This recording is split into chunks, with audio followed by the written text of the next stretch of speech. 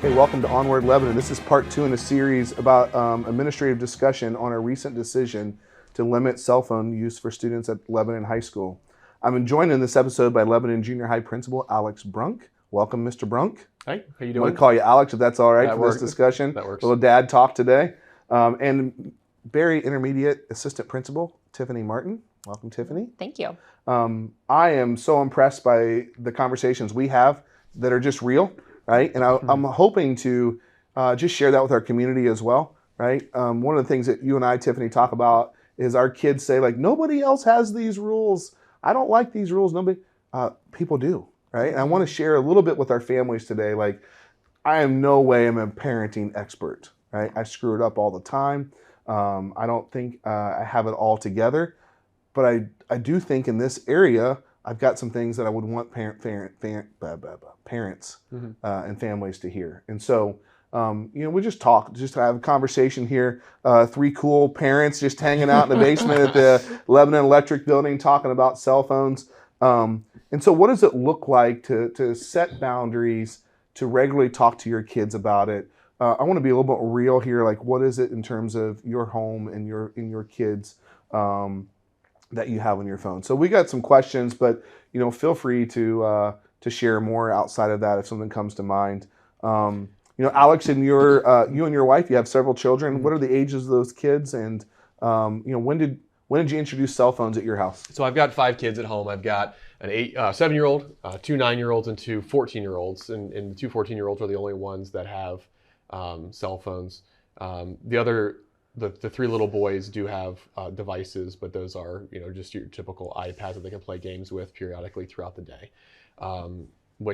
Now thinking about this after our previous conversation, I'm like, this is a slippery slope just right over to phones and iPhones. And even one of my 9-year-olds is like, when do I get my phone? It's like, not anytime soon. So did you ask? Yeah, your 14-year-old kids, when did they first get cell phones? What was that like? What went into that decision? Yeah, it was in 7th grade.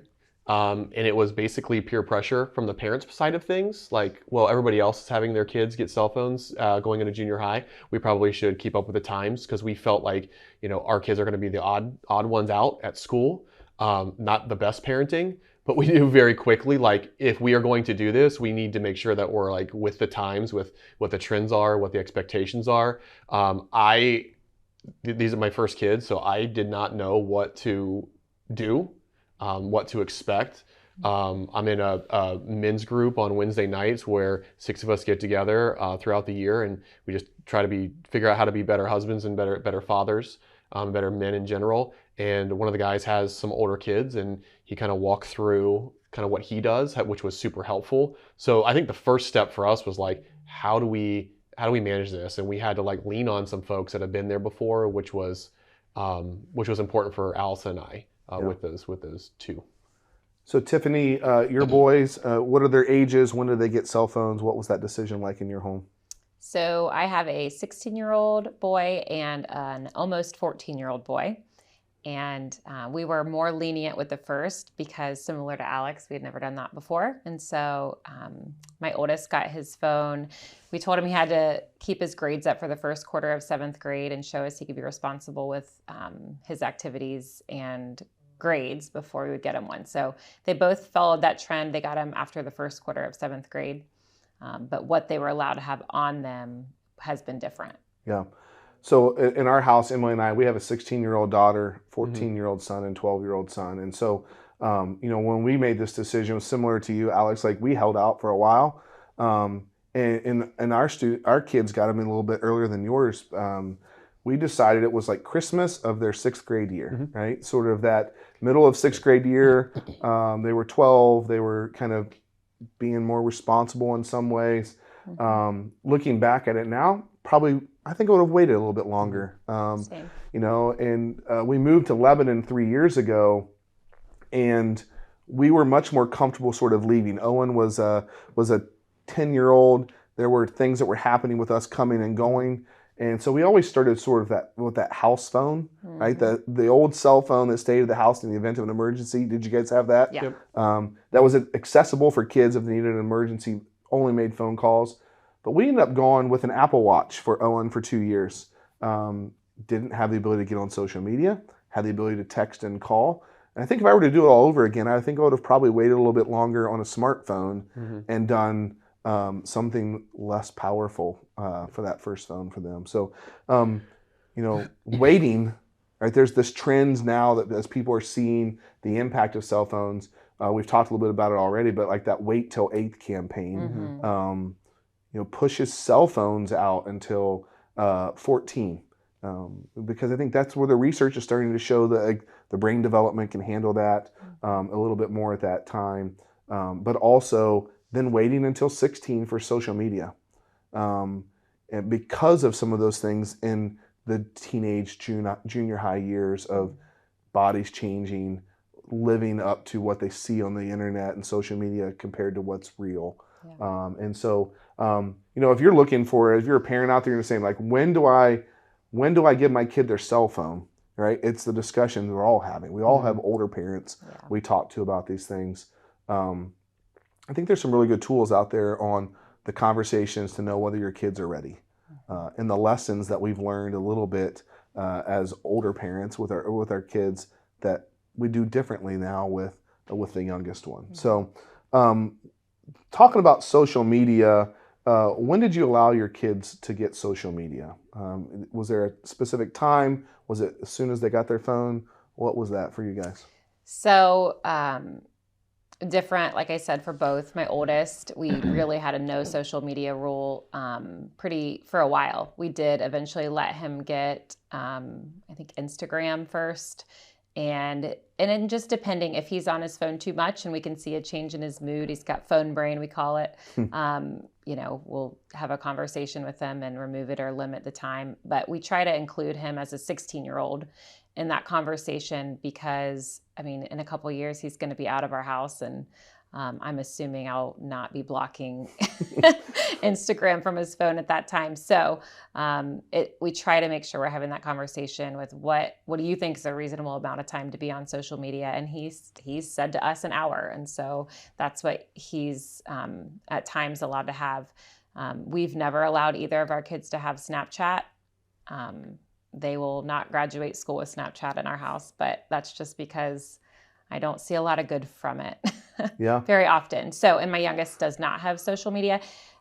He did try Be Real, but as luck had it, when he got a new device, it quit working. So I didn't even have to be the bad guy on that one. Yeah, it was like the safe introduction into it, right? Yeah. Well, you laughed at Be Real, Alex. Be Real, a couple issues at school with Be Real. Yeah, it's changed a lot since it first came out. It was pretty simple at first, and of course now it has all the more addictive qualities to it. So both of my boys are pretty over that one, but as far as Snapchat and TikTok, they're not on those still. Okay, how about you? So social media was 8th grade, and Allison and I had the conversation that they're not going to get social media until we are ready to parent the social media usage, and if we're not ready, then they're not getting it. And probably looking back, we probably should have said that with cell phones too. If you're not ready to parent the cell phone, don't give it to them yet, because you obviously just can't let them have it wild, wild west. A lot of adults can't handle it, let alone 13-year-olds. So it was in 8th grade. Like Tiffany, our kids do not have Snapchat. They will not get Snapchat. Our kids have to justify why they want their social media. And so like for Snapchat, they can't justify it. Because the flip side is we'll just text, right? You can do everything that you want with how texting. They're using Snapchat is there's no difference. It's actually worse. Snapchat's worse because of what can be just with the username can be searched, and which is we're just dumping stuff on there, and then it can be erased very quickly. So there's no reason for Snap. You're gonna get it, and they've been cool with it. Yeah. We don't allow our kids to follow anybody on let's say for TikTok that they know. My daughter will ask, well, can I follow my friend? And I say, no, you cannot, because you can text each other, you can talk to each other about what's going on in the world. I don't really need you to follow what they're following, what their parents allow them to follow. I don't need you to, you know what I mean? Like it doesn't make layers as it begins to it doesn't make any sense. Yeah. So I know I will just walk over and say, Evie, let me see your phone.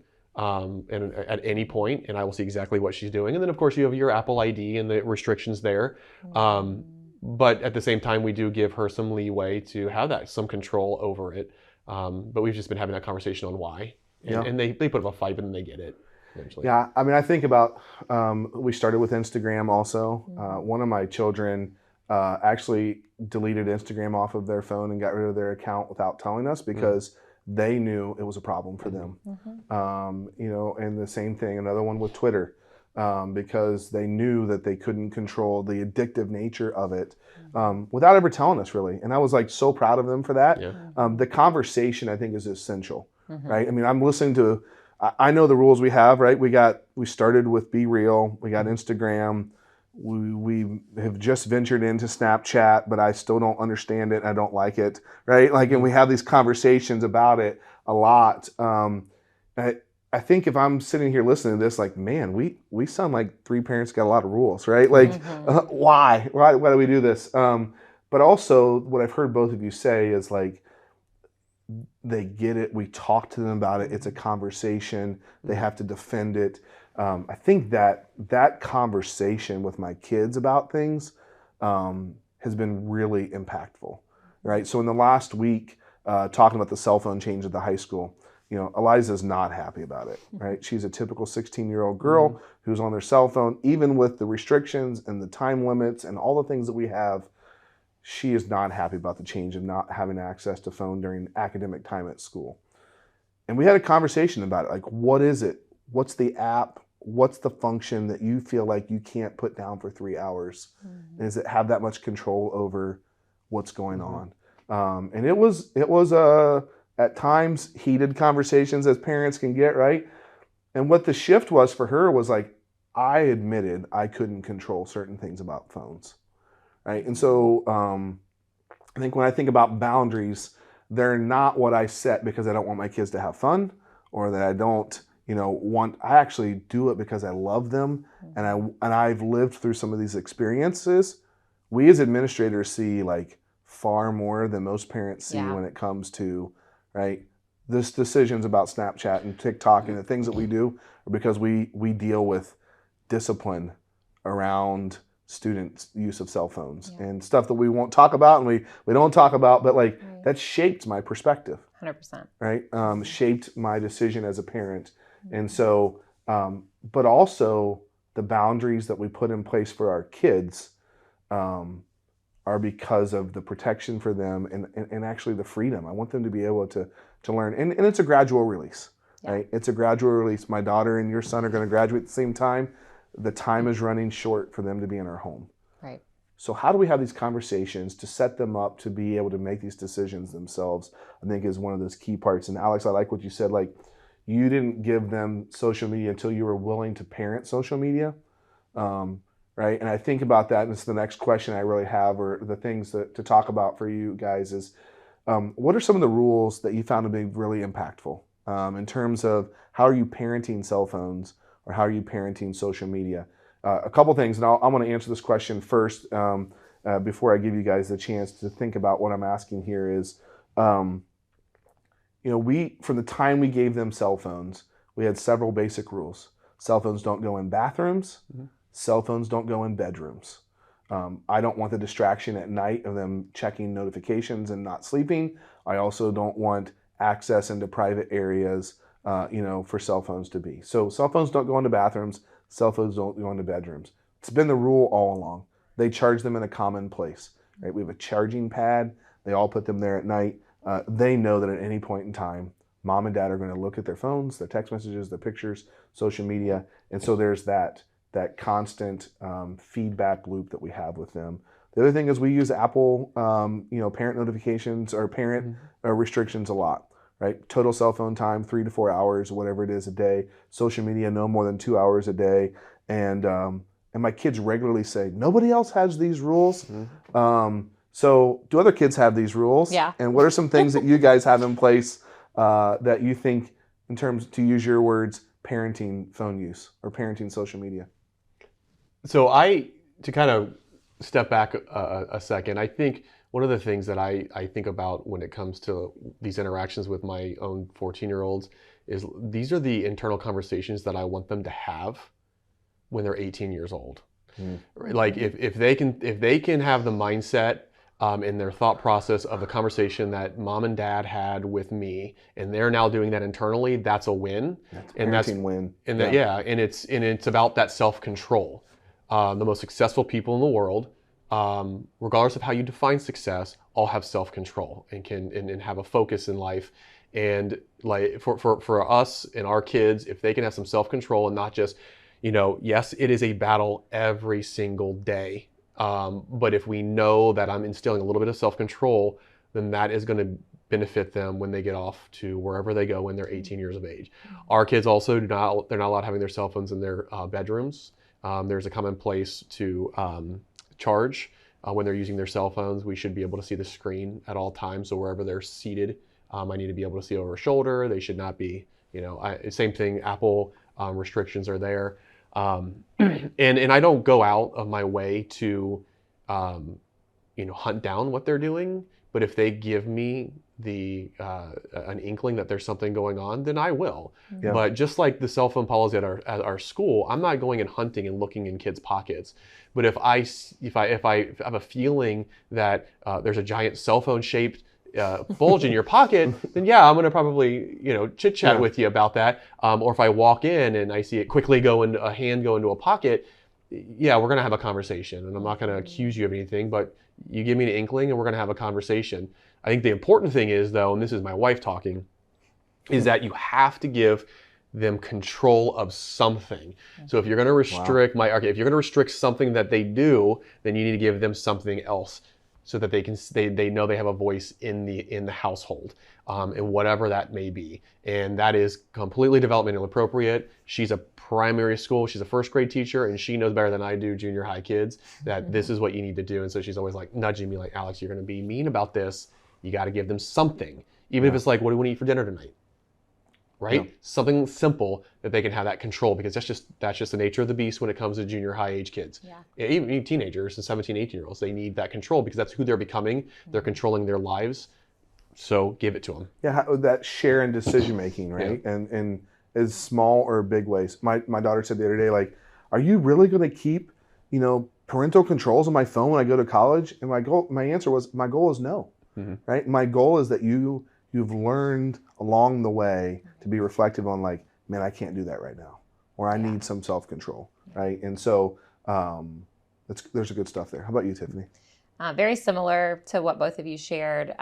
We do time limits on the screen time app. Actually, some different families that I've worked with at the school, I've talked to them about different things, and like, bring your phone in, let me show you how. And not very happy 5th and 6th graders sometimes the next day. But I agree, the conversations, that's definitely what's important, and giving them some hand in it. And really, I've learned most of the things that I've learned through trial and error and mistakes. And that's what I tell my boys and that's what my husband and I tell our boys is, we don't expect you to be perfect. You're going to mess up. We're just trying to reduce the blueprint of that mess up, because when you give a child complete reign of the internet or apps or anything, you're setting them up for some mistakes that could be pretty detrimental.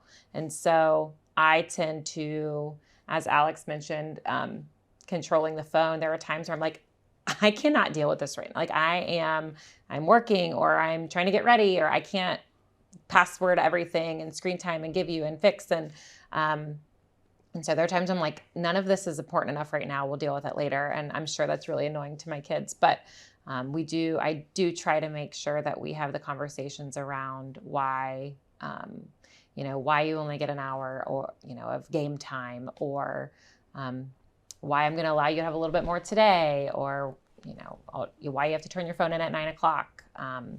The things like that. But you guys pretty much hit. I think another one that is probably looked at, and I was guilty as well, is just having free reign of the internet in general. Having Safari on a 5th grader's phone is a really big responsibility to give a 5th grader. And so there are ways that you can limit things, and there are ways you can approve certain websites.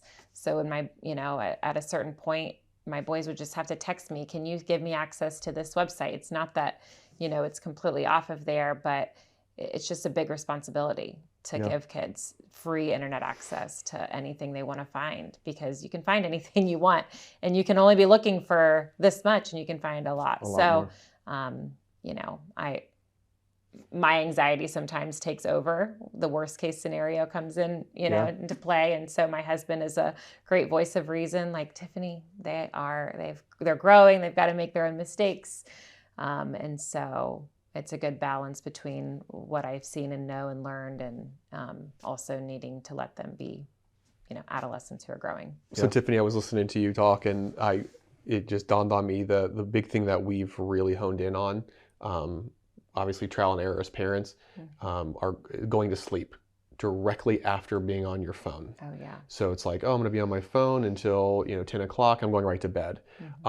Just that negativity in the brain, a lot of times, because social media a lot of times is negative, and then that's what they're going to sleep with. I mean, I think about when I was a kid, I didn't have cell phones, but we'd watch a scary movie, then I'd have nightmares.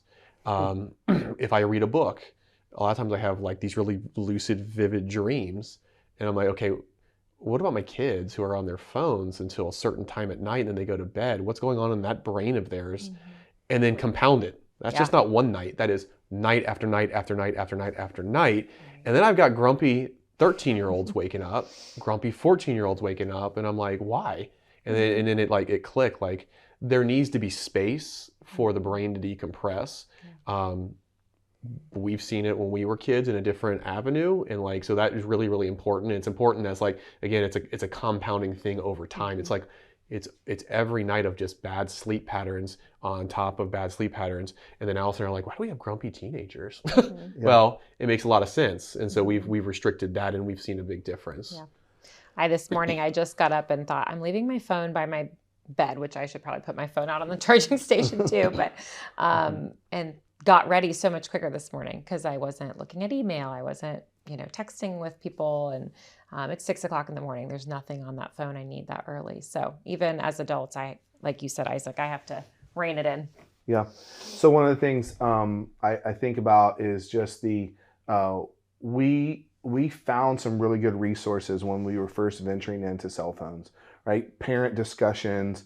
There was a cell phone like contract that we had, or things that really just guided the conversation with kids. And so a resource to point parents towards is, as I've been preparing for a lot of this discussion, trying to find things that are really practical, right? There's a resource, a website called A Wired Family. They have discussion guides. They have how to tell if your kid's ready for a cell phone, how to talk to them about social media, sexting, all the things that, the conversation you should be having. Common Sense Media has some really good resources as well. And what are the practices that the things that we can agree to up front? And so if you're thinking about getting a cell phone for your kid, whether they're 12, 14, 16, whatever it may be, 10, how do you have that discussion? The last thing I just want to ask for you guys is just our framework around this. I've said this before, is kind of like we've seen sort of the negative underbelly, right? For lack of a better term, right? Like we've seen some of the worst in school administrations of the impact of cell phones and social media. What's one thing? What's a takeaway that you could give to parents and saying like, this is worth the fight, right? What's a takeaway of something you would want a parent to know about cell phones based off of the experiences that you've had as an administrator? I would say I have two. Sorry, I need fine. One. Two's but fine. The first thing is consider how you are, like as a parent, are impacted, and that your kids are modeling what you do. And so I could be watching a Netflix series while I'm cooking, and my kid could walk in, and I don't really say anything to them because they're just getting a drink, and that's a missed opportunity that I could have interacted with my kid, or they could have wanted to tell me something or bring up something, and I could just be distracted, and they're like, whatever, I'm not going to bother her. She's got her AirPods in or whatever. And so I think that is something that I think about often. I try to make sure that I'm modeling what I want them to be doing. And then the other thing would be, it's not too late. If you have a 16-year-old who has free reign, I think it's awesome to show your kids humility and to say, and I've done it so many times, and I do it even with me being overprotective. I have to come back to my kids and say, I'm sorry, do not know how to do this. This is my first time, parenting kids with cell phones. And they know that, and I tell them that all the time. But to say, I think I might have messed up. I think we may have given you too much responsibility that you weren't even made to be ready for. And to say, let's make some rules that are good for everyone that we feel like, and they're not going to be like, yeah, I don't think you should give me social media. They're probably not going to do that, but they might be able to come to an agreement with you, which is just a starting point and that conversation. So any little bit of agreement and move in the right direction is a good first step. I don't think it has to be all or nothing, especially if you're already a couple years into it. It's not too late, though. It's not too late. Never too late to do the right thing. Yeah. There you go. So real talk here, cell phones Real and talk. iPads for the little boys is a great way for me to get some me time. Like, I'll just be honest, like the 3 little boys, when I come home from work, I just want to like hole up and get on the phone myself and just kind of like give me some time. So it's like, oh, just go get on your iPads. Or, oh, Mike and Evie, the 14-year-olds, oh yeah, you can be on your phones because this is going to give me, like you, it's going to give me some me time. But that snowballs very, very quickly. Yeah. And that me time turns to 2-3 hours. And you're like, oh man. And then it becomes the norm, and that's the expectation for our kids. And then when you start to restrict that, then they get grumpy back at you, and you have that fight. But it's just saying this is not okay. Deep down inside, people, I think, as parents, we know that what is happening is not okay. This is going to have to be kind of a selfless thing, where I'm going to have to give a piece of myself to my kids more than I want to right now because I just need to decompress myself. But it's you just have to. And when you do it, you see your kids are actually kids. So I like at the junior high, like when we said no cell phones during lunch, you actually saw kids. We saw children. That's what they're children. And we saw that, and it was good. And it was right. And I think sometimes we give cell phones to these kids and they turn to adults in our minds. And they're not. They are kids. They're goofy.